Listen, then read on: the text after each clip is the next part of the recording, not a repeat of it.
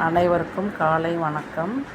நம்ம தோட்டத்தில் வெந்தயமும் டீத்தூளும் மிக்ஸ் பண்ணி நம்ம எல்லா செடிகளுக்கும் திட உரமாக கொடுத்துருந்தோம். அதுக்கு பிறகு நம்முடைய விளைச்சல் எப்படி இருக்குதுன்னு பாருங்கள். அமோகமாக இருக்குது. அள்ளி தந்திருக்காங்க.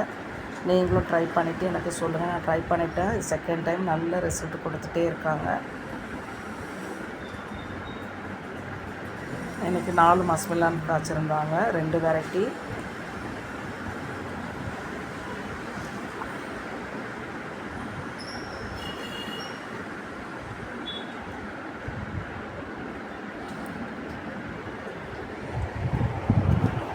பன்னீர் ரோஸ் கொத்து கொத்தாக பூத்துருக்காங்க. எல்லா கிளையிலையுமே பூக்கள் தான் இன்றைக்கி.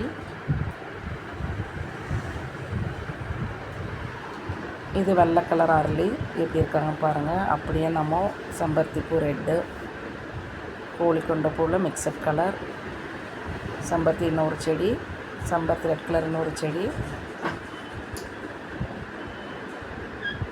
எல்லோ கலர் ரோஸ், ப்ளூமேரியா, இன்னொரு ப்ளூமேரியா, அது சோளக்கருது, வாடாமல்லி பிங்க், லைட் பிங்க், கத்திரிக்காய் செடி,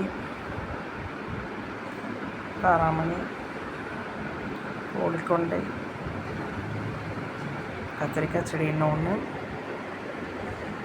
வெள்ளை கலர் அரளிப்பூ செடி, கத்திரிக்காய் செடி இன்னொன்று, பன்னீர் ரோஸ், அதுலேயே பாவக்காய் கொடி, வாழை மரம், மல்லிப்பூ செடி,